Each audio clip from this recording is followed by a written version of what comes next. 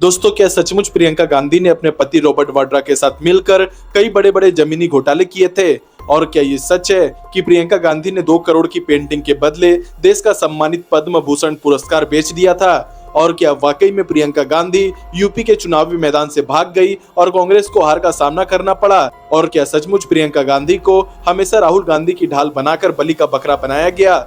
और क्या वाकई में प्रियंका गांधी को अपने पिता राजीव गांधी की हत्या के बाद एक गहरा मानसिक रोग हो गया था? इन सारे सवालों के जवाब समझने के लिए हमें वक्त के पहिए को थोड़ा पीछे घुमाना होगा। हमें उस दौर में जाना होगा जब प्रियंका गांधी राजनीति का राह भी नहीं जानती थी। तो 12 जनवरी 1972 को नई दिल्ली में देश के सबसे ताकतवर राजनीतिक घराने में प्रियंका गांधी का जन्म हुआ। पिता राजीव गांधी, जो उस वक्त एक एयरलाइंस पायलट थे, और मां थी सोनिया गांधी। घर की मुखिया थी देश की प्रधानमंत्री इंदिरा गांधी।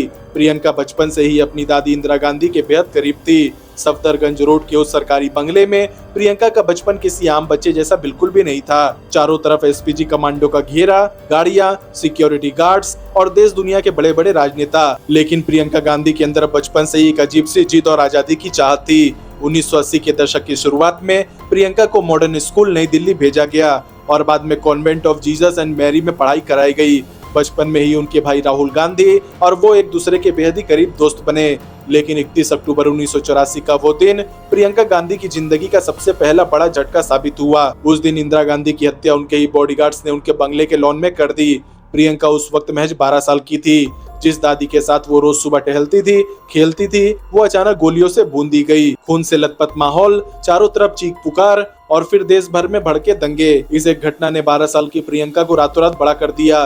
सुरक्षा कारणों से प्रियंका और राहुल को स्कूल जाने से रोक दिया गया। उन्हें सालों तक होम स्कूलिंग के जरिए घर पर ही पढ़ाया गया। एक छोटे से बच्चे के लिए घर में बंद हो जाना, बाहर दोस्तों से न मिल पाना और हर वक्त बंदूकधारी गार्ड के साये में जीना कितना खौफनाक होता है, ये प्रियंका ने उस उम्र से झेला था। लेकिन इस बंद माहौल में भी प्रियंका का ध्यान पढ़ाई और सोशल वर्क पर रहा। उन्होंने दिल्ली यूनिवर्सिटी के जीसस एंड मैरी कॉलेज से साइकोलॉजी में बीए ऑनर्स किया। बाद में उन्होंने बुद्धिस्ट स्टडीज में एमए भी किया।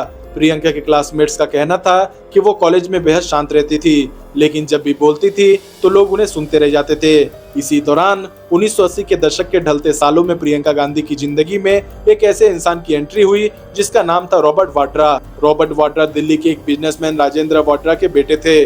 दोनों की मुलाकात एक कॉमन फ्रेंड की पार्टी में हुई थी। प्रियंका को रॉबर्ट का बिंदास और सीधा रवैया पसंद आया। रॉबर्ट को इस बात से कोई फर्क नहीं पड़ता था कि प्रियंका गांधी प्रधानमंत्री राजीव गांधी की बेटी है। धीरे धीरे दोनों की दोस्ती प्यार में बदल गई। लेकिन 21 मई 1991 को प्रियंका की जिंदगी में फिर वही खौफनाक मोड़ आया जिसने उनके परिवार को पूरे तरीके से तोड़कर रख दिया। तमिलनाडु में एक चुनाव प्रचार के दौरान उनके पिता राजीव गांधी की बम धमाके में हत्या कर दी गई। प्रियंका उस वक्त सिर्फ 19 साल की थी। अपने पिता के छत बिछत शरीर को देखना, मां सोनिया गांधी को बदहवास हालत में संभालना और 21 साल के भाई राहुल को सहारा देना, ये सब प्रियंका के कंधों पर आ पड़ा। उस दौर के चश्मदीदों का कहना है कि राजीव गांधी के अंतिम संस्कार के दौरान 19 साल की प्रियंका जिस मजबूती और चट्टान की तरह खड़ी थी, उसने पूरे देश का ध्यान अपनी तरफ खींचा। लोगों को उनमें इंदिरा गांधी का वही अपार साहस दिखाई दिया। पिता की मौत के बाद गांधी परिवार पूरे तरीके से टूट चुका था। सोनिया गांधी ने खुद को राजनीति से बिल्कुल अलग कर लिया था। प्रियंका ने इस दौरान अपनी पढ़ाई पूरी की और रॉबर्ट वाड्रा के साथ अपने रिश्ते को आगे बढ़ाया। परिवार के कुछ लोग इस शादी के खिलाफ थे क्योंकि वाड्रा परिवार का राजनीतिक कद गांधी परिवार के सामने कुछ भी नहीं था। लेकिन प्रियंका अपनी जिद पर अड़ी रही। आखिरकार 18 फरवरी 1997 को प्रियंका गांधी और रॉबर्ट वाड्रा की शादी एक बेहद सादे निजी समारोह में 10 जनपद में हो गई। शादी के बाद प्रियंका एक आम हाउसवाइफ की तरह अपनी दुनिया बसाना चाहती थी। उनके 2 बच्चे हुए, रेहान और मिराया। प्रियंका अपने बच्चों की परवरिश में व्यस्त हो गई, लेकिन राजनीति उनका पीछा छोड़ने वाली बिल्कुल भी नहीं थी। 1999 के लोकसभा चुनावों में कांग्रेस की हालत बेहद खराब थी। सोनिया गांधी ने आखिरकार राजनीति में कदम रखा था और वो अमेठी से चुनाव लड़ रही थी। राहुल गांधी उस वक्त देश से बाहर पढ़ाई कर रहे थे और काम कर रहे थे। तब प्रियंका गांधी ने पहली बार राजनीतिक मंच संभाला। प्रियंका ने अमेठी और रायबरेली में अपनी मां के लिए प्रचार की कमान अपने हाथों में ले ली और यहीं से हुआ प्रियंका गांधी का सबसे पहला ब्रेक थ्रू। 1999 के चुनाव प्रचार में प्रियंका गांधी जब पहली बार सफेद और लाल रंग की सूती साड़ी पहनकर अमेठी के धूल भरी सड़कों पर उतरी तो पूरा देश दंग रह गया। जब उन्होंने माइक संभाला और जनता से सीधे उनकी अपनी भाषा में बात की, मैं राजीव गांधी की बेटी आपसे बात करने आई हूँ, तो लोगों की आंखों में आंसू आ गए। भीड़ में नारे लगने लगे, प्रियंका नहीं ये आंधी है, दूसरी इंदिरा गांधी है। प्रियंका का भाषण देने का अंदाज, जनता के बीच जाकर बुजुर्गों के पैर छूना, बच्चों को गोद में उठाना और विरोधियों पर तीखे लेकिन शालीन हमले करना, इस स्टाइल ने रातों रात उन्हें भारतीय राजनीति का सबसे बड़ा आकर्षण बना दिया। 1999 में उन्होंने कांग्रेस के बागी नेता अरुण नेहरू, जो कभी राजीव गांधी के बेहद करीबी थे और बाद में बीजेपी के टिकट पर चुनाव लड़ रहे थे, उनके खिलाफ ऐसा आक्रामक भाषण दिया कि अरुण नेहरू की करारी हार हुई। प्रियंका ने खुले मंच से कहा था, जो इंसान मेरे पिता की पीठ पर छुरा भोंक सकता है, क्या आप उस पर भरोसा करेंगे? इस एक डायलॉग ने चुनाव का पासा पलट दिया। 2004 के लोकसभा चुनाव में भी प्रियंका ने अमेठी और रायबरेली में राहुल गांधी और सोनिया गांधी के चुनाव प्रचार की पूरी जिम्मेदारी संभाली। राहुल गांधी की राजनीति में एंट्री हुई, लेकिन मीडिया और जनता की नजरें हमेशा प्रियंका पर ही टिकी रहती थी। हर कोई यही कह रहा था कि प्रियंका गांधी ही कांग्रेस की असली वारिस है। राहुल तो उनके सामने काफी फीके हैं, लेकिन सफलता और लोकप्रियता का ये ग्राफ ज्यादा दिनों तक निष्कलंक नहीं रहने वाला था। जैसे जैसे प्रियंका गांधी का राजनीतिक प्रभाव बढ़ा, वैसे वैसे उनके आसपास विवादों का घेरा भी कसने लगा। 2008 में केंद्र में यूपीए की सरकार थी और हरियाणा में भूपेंद्र सिंह हुड्डा के नेतृत्व में कांग्रेस की सरकार चल रही थी। यहीं से शुरू होता है प्रियंका गांधी और उनके पति रॉबर्ट वाड्रा से जुड़ा पहला सबसे बड़ा और विस्फोटक विवाद, हरियाणा लैंड डील्स स्कैम। आरोप लगे कि रॉबर्ट वाड्रा की कंपनी स्काईलाइट हॉस्पिटैलिटी ने 2008 में गुड़गांव के सिकोपुर गांव में 3.5 करोड़ रुपए में 3.5 एकड़ जमीन खरीदी। आरोप ये था कि वाड्रा के पास उस समय वह जमीन खरीदने के लिए पैसे भी नहीं थे। कॉर्पोरेशन बैंक में एक फर्जी चेक के जरिए ये लेन देन दिखाया गया। जमीन खरीदने के कुछ ही दिनों बाद हरियाणा के भूपेंद्र सिंह हुड्डा सरकार ने उस खेती की जमीन का लैंड यूज चेंज करके उसे कमर्शियल इस्तेमाल के लिए इजाजत दे दी। जैसे ही कमर्शियल लाइसेंस मिला, उस जमीन की कीमत आसमान छूने लगी और फिर रॉबर्ट वाड्रा की कंपनी ने वही 3.5 करोड़ में खरीदी गई जमीन देश की बहुत बड़ी रियल एस्टेट कंपनी डीएलएफ को 58 करोड़ रुपए में बेच दी।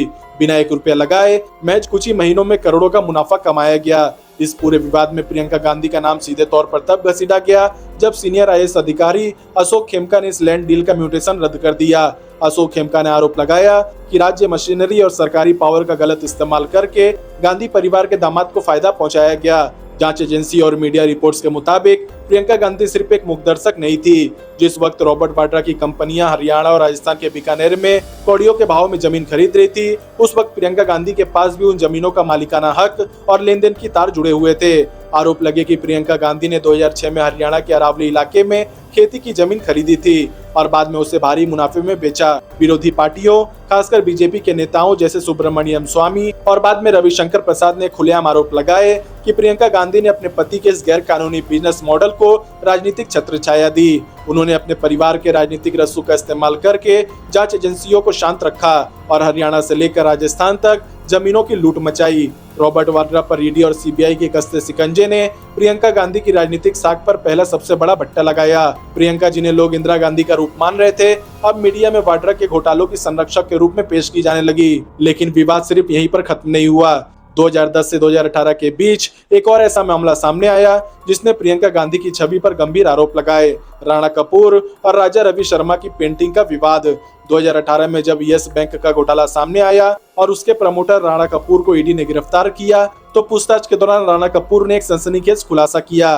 राणा कपूर ने ईडी को दिए अपने आधिकारिक बयान में दावा किया कि 2010 में कांग्रेस के वरिष्ठ नेता और तत्कालीन केंद्रीय मंत्री मुरली देवड़ा ने उन पर प्रियंका गांधी से एक पेंटिंग खरीदने के लिए भारी दबाव बनाया था। ये पेंटिंग मशहूर चित्रकार राजा रवि वर्मा द्वारा बनाई गई थी, जो भारत के पूर्व प्रधानमंत्री राजीव गांधी के पास थी। राणा कपूर का आरोप था कि मुरली देवड़ा ने उनसे कहा कि अगर वे प्रियंका गांधी से ये पेंटिंग 2 करोड़ रुपए में नहीं खरीदेंगे तो येस बैंक के कारोबार को सरकार से मिलने वाली मंजूरियों में रोड़े अटकाए जाएंगे। राणा कपूर ने दावा किया कि उन्होंने प्रियंका गांधी को 2 करोड़ रुपए का चेक अपने पर्सनल अकाउंट से दिया और वो पैसा सीधे प्रियंका गांधी के बैंक खाते में ट्रांसफर हुआ। बदले में राणा कपूर को कांग्रेस सरकार द्वारा पद्म भूषण पुरस्कार देने का वादा किया गया था। इस खुलासे के बाद भारतीय राजनीति में भूचाल आ गया। बीजेपी ने प्रियंका गांधी पर सीधा हमला बोलते हुए इसे पैसों की उगाही और भ्रष्टाचार का गांधी मॉडल करार दिया। बीजेपी के प्रवक्ता संबित पात्रा ने प्रेस कॉन्फ्रेंस करके प्रियंका गांधी के उस चेक की कॉपी सार्वजनिक की और सवाल उठाया कि क्या प्रियंका गांधी ने पद्म भूषण बेचने और येस बैंक के पैसों का फायदा उठाने के लिए अपने पर्सनल अकाउंट का इस्तेमाल किया। प्रियंका गांधी और कांग्रेस पार्टी ने इस आरोपों का खंडन करते हुए कहा कि ये पेंटिंग पूरे तरह से कानूनी तरीके से बेची गई थी और इसका जिक्र प्रियंका गांधी के इनकम टैक्स रिटर्न में भी था। लेकिन पब्लिक डोमेन में ये बात घर कर गई कि प्रियंका गांधी ने सरकारी पावर और अपनी पोजीशन का इस्तेमाल करके अपने निजी फायदा के लिए करोड़ों का लेन देन किया।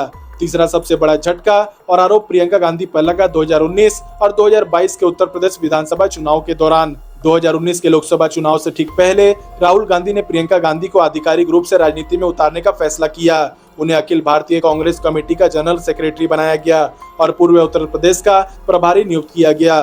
पूरे देश में यह माहौल बनाया गया कि प्रियंका आ गई है, अब उत्तर प्रदेश में कांग्रेस का पुनर्जन्म होगा। 2022 के यूपी विधानसभा चुनाव में प्रियंका ने पूरी कमान अपने हाथों में ले ली। उन्होंने लड़की हूं लड़ सकती हूं का बेहद चर्चित नारा दिया। उन्होंने महिलाओं को 40% टिकट देने का बड़ा दांव खेला। रैलियों में प्रियंका ने दिन रात एक कर दिया। ऐसा लग रहा था कि प्रियंका गांधी यूपी में योगी आदित्यनाथ और अखिलेश यादव को सीधी टक्कर दे रही है, लेकिन जब चुनाव के नतीजे आए तो वो हैरान कर देने वाले और कांग्रेस के इतिहास के सबसे शर्मनाक नतीजे थे। उत्तर प्रदेश की 403 विधानसभा सीटों में से कांग्रेस महज 2 सीटें जीत पाई। पार्टी का वोट शेयर गिरकर 2.33% रह गया। यहाँ तक कि कांग्रेस के 387 उम्मीदवारों की जमानत जब्त हो गई। इस शर्मनाक हार के बाद प्रियंका गांधी पर पार्टी के अंदर और बाहर से तीखे हमले शुरू हो गए। राजनीतिक विश्लेषकों और कांग्रेस के असंतुष्ट नेताओं ने आरोप लगाया कि प्रियंका गांधी एक पार्ट टाइम नेता है। वो केवल चुनाव के समय पिकनिक मनाने यूपी आती है, जमीनी कार्यकर्ताओं की बात नहीं सुनती और अपनी चाटुकार मंडली से घिरी रहती है। आरोप ये भी लगा कि प्रियंका गांधी ने लड़की हूं लड़ सकती हूं का नारा तो दिया, लेकिन खुद पूरे चुनाव में किसी भी सीट से चुनाव लड़ने की हिम्मत नहीं दिखाई। जब कप्तानी मैदान छोड़कर भाग गया तो सेना कैसे जीतेगी।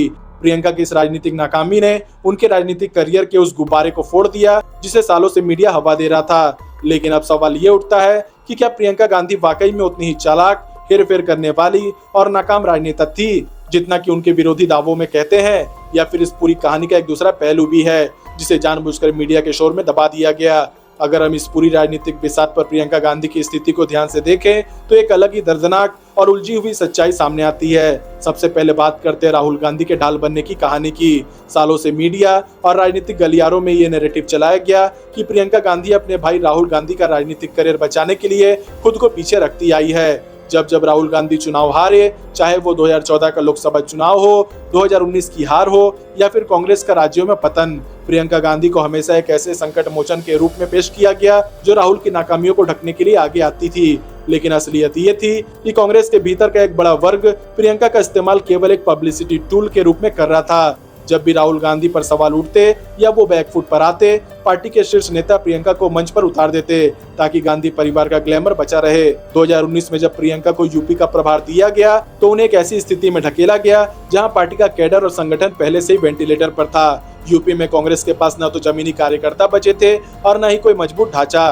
प्रियंका को जानबूझकर एक ऐसे मैदान में उतारा गया जहां हार तय थी, ताकि अगर वो जीत जाती तो श्रेय राहुल और पार्टी को मिलता और हारती तो ठीकरा प्रियंका के सिर पर फोड़ा जाता। उन्हें लगातार एक राजनीतिक बलि का बकरा बनाया गया। दूसरा पहलू है राजीव गांधी की हत्या का वो भयानक दौर और उससे प्रियंका गांधी को लगा गहरा मानसिक आघात। 21 मई 1991 की उस काली रात ने 19 साल की लड़की के दिमाग पर जो जख्म दिए उसकी कल्पना भी आम इंसान नहीं कर सकता। अपने पिता के छत विछत शरीर को देखने के बाद प्रियंका सालों तक पीटीएसडी और गहरे सदमे से जूझी। राजनीति उनके लिए कभी पहली पसंद थी ही नहीं। वो तो एक शांतिपूर्ण आम जिंदगी जीना चाहती थी, लेकिन परिवार के बिखराव को रोकने और अपनी मां सोनिया गांधी को अकेलेपन से बचाने के लिए वो ना चाहते हुए भी इस दलदल में खींची चली आई। जिस उम्र में लोग अपना करियर और भविष्य चुनते हैं, उस उम्र में प्रियंका अपने परिवार की सुरक्षा और मानसिक संतुलन को बनाए रखने के लिए एक ढाल बन गई थी। वो केवल अपने परिवार को बिखरने से बचाने के लिए राजनीति की इस बिसात पर मोहरा बनने को मजबूर हुई। तीसरा बड़ा मुद्दा रॉबर्ट वाड्रा और उनसे जुड़े तमाम लैंड डील्स का सच। 2014 में जब केंद्र में सत्ता परिवर्तन हुआ तो बीजेपी ने वाड्रा लैंड स्कैम को अपना सबसे बड़ा चुनावी मुद्दा बनाया। लेकिन गौर करने वाली बात यह है कि सालों तक केंद्र में सरकार रहने, ईडी, सीबीआई और आईटी जैसी देश की सबसे बड़ी जांच एजेंसियों के हाथ में होने के बावजूद रॉबर्ट वाड्रा या प्रियंका गांधी के खिलाफ किसी भी अदालत में एक भी ऐसा ठोस सबूत पेश नहीं किया जा सका जिससे वो दोषी साबित हो सके। राजस्थान और हरियाणा के मामलों में दर्जनों समन जारी किए गए, घंटों पूछताछ हुई, लेकिन आखिरकार मामला केवल राजनीतिक बयानबाजी और जांच के चक्रव्यूह तक ही सीमित रहा। ये एक साफ राजनीति दिखती है। हर चुनाव से ठीक पहले वाड्रा को समन भेजो, मीडिया ट्रायल चलाओ और प्रियंका गांधी की छवि को भ्रष्टाचारी के परिवार के रूप में पेश करके उनके राजनीतिक प्रभाव को खत्म कर दो। इतना ही नहीं, प्रियंका गांधी को अपने निजी जीवन में भी अपनों की ही साजिशों और धोखों का सामना करना पड़ा। वाड्रा परिवार के अंदरूनी विवादों से लेकर कांग्रेस पार्टी के भीतर मौजूद सिंडिकेट तक प्रियंका को हर मोड़ पर अपनों ने ही नीचा दिखाने की कोशिश की। उनके पति रॉबर्ट वाड्रा के पिता राजेंद्र वाड्रा और भाई रिचर्ड वाड्रा के साथ हुए पारिवारिक विवादों को मीडिया में उछालकर प्रियंका को नीचा दिखाया गया। वहीं दूसरी तरफ कांग्रेस के भीतर वरिष्ठ नेताओं की गुटबाजी ने कभी भी प्रियंका को स्वतंत्र रूप से काम करने नहीं दिया। लेकिन अगर हम 2024 के लोकसभा चुनावों और उसके बाद के दौर पर नजर डालें तो प्रियंका गांधी का एक नया और मैच्योर रूप सामने आता है। 2024 के आम चुनावों में प्रियंका गांधी ने जिस तरीके से पूरे देश में धुआंधार प्रचार किया, उसने विपक्षी संगठन इंडिया अलायंस में एक नई जान फूंक दी। उन्होंने प्रधानमंत्री नरेंद्र मोदी और बीजेपी के शीर्ष नेतृत्व पर सीधे, तीखे और बेहद सटीक हमले किए। अमेठी और रायबरेली में जहां कांग्रेस का वजूद खत्म माना जा रहा था, प्रियंका की रणनीति ने पासा पलट दिया। राहुल गांधी को रायबरेली से रिकॉर्ड मतों से जिताना और अमेठी में केएल शर्मा जैसे एक साधारण कार्यकर्ता को स्मृति ईरानी के खिलाफ उतारकर ऐतिहासिक जीत दिलाना, ये पूरे तरीके से प्रियंका गांधी का मास्टर स्ट्रोक था।